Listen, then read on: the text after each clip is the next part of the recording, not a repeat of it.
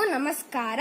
ನನ್ನ ಹೆಸರು ಋತು ಎನ್ ರಾವ್. ನಾನು ಈಗ 4ನೇ ತರಗತಿಯಲ್ಲಿ ಓದುತ್ತಿದ್ದೇನೆ. ನಾನು ಈಗ ಒಂಟೆ ಮತ್ತು ನರಿ ಎಂಬ ಕಥೆಯನ್ನು ನಿರೂಪಿಸುತ್ತೇನೆ. ಒಂದು ಊರಿನಲ್ಲಿ ಒಂದು ಒಂಟೆ ಮತ್ತು ನರಿ ಗೆಳೆಯರಾಗಿದ್ದರು. ಒಂದು ದಿನ ನರಿಯು ಒಂದು ಕಬ್ಬಿನ ತೋಟವನ್ನು ನೋಡಿತು. ಆ ನರಿಯು ಒಂಟೆಯ ಬಳಿ ಬಂದು ಕಬ್ಬಿನ ತೋಟಕ್ಕೆ ಹೋಗಲು ಕೇಳಿತು. ಆದರೆ ಆ ಕಬ್ಬಿನ ತೋಟಕ್ಕೆ ಹೋಗಬೇಕೆಂದರೆ ಒಂದು ನದಿಯನ್ನು ದಾಟಬೇಕಾಗಿತ್ತು. ಆದರೆ ಆ ನದಿ ದಾಟಲು ನರಿಯ ಕೈಯಲ್ಲಿ ಸಾಧ್ಯವಿಲ್ಲ. ಅದಕ್ಕಾಗಿ ನರಿಯು ಒಂಟೆಯ ಬಳಿ ಬಂದು ಒಂಟೆಯ ಬೆನ್ನಿನ ಮೇಲೆ ಸವಾರಿ ಮಾಡಲು ಸಹಾಯ ಕೇಳಿತು.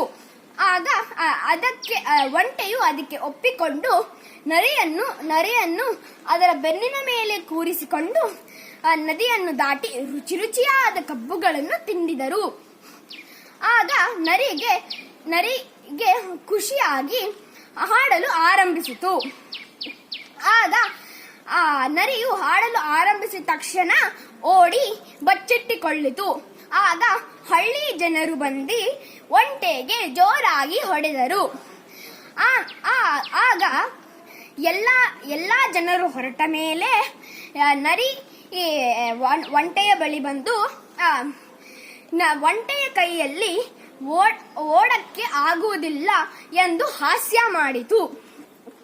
ಆಗ ಒಂಟೆ ಹೇಳಿತು, ಒಂಟೆ ನರಿಗೆ ಬುದ್ಧಿ ಕಲಿಸಬೇಕೆಂದು ಹಿಂತಿರುಗಿ ಬರುವಾಗ ನದಿಯ ಮಧ್ಯದಲ್ಲಿ ಮೈ ಮುರಿದು ನರಿಯನ್ನು ನೀರಲ್ಲಿ ಬೀಳಿಸಿತು.